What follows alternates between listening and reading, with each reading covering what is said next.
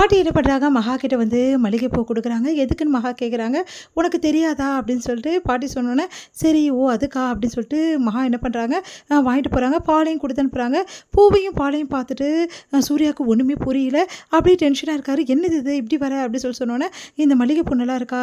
இந்த பாலை குடிங்க. நான் எப்படி இருக்கேன்?" அப்படிலாம் கேட்குறாங்க. அதை கேட்டு சூர்யா ஒன்றும் புரியாம, "ஐய்யய்யோ! இவ ஏதோ பேசுகிறாளே! என்ன பண்ணுறதுன்னு தெரியல. இவள எப்படி சமாளிக்கிறது?" அப்படின்னு சொல்லிட்டு யோசிக்கிறாரு.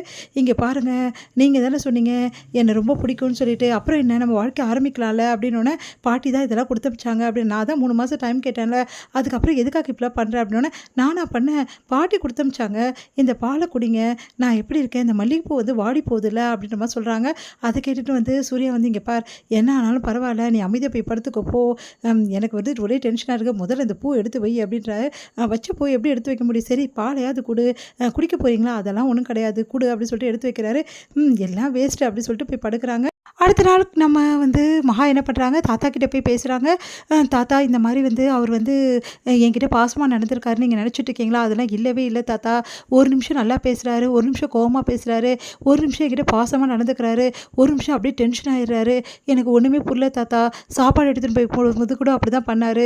சாப்பாடு எடுத்துகிட்டு போய் ஓகேனாரு. அதுக்கப்புறம் திட்டி அனுப்பிச்சிட்டாரு. அதுக்கப்புறம் வந்து பாசமாக பேசுகிறாரு.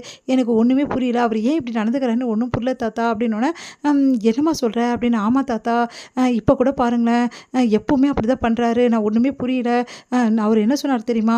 3 மாதம் வரைக்கும் வந்து நீ வந்து சந்தோஷமாக இரு, எந்த பிரச்சனையுமே கிடையாது, நான் உன்னை நல்லா பார்த்துக்கிறேன் அப்படின்னு மாதிரி சொன்னார்.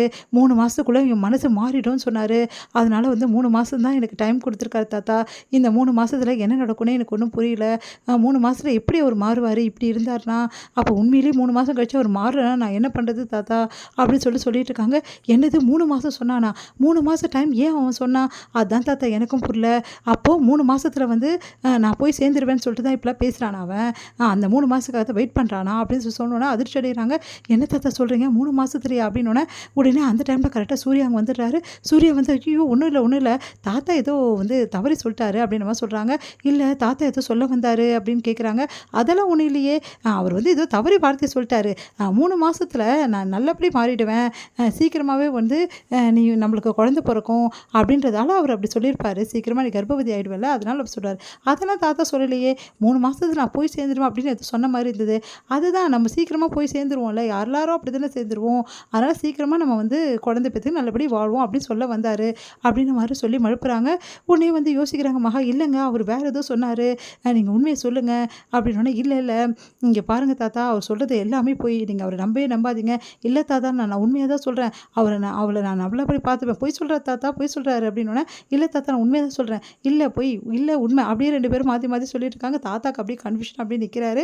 அது எல்லாத்தையுமே வந்து நம்ம சூர்யா நினச்சி பார்க்குறாரு. பார்த்து பயந்து எழுந்துக்கிறாரு. ஐயோ தாத்தா கிட்ட எல்லாம் உண்மையை சொல்லிட்டு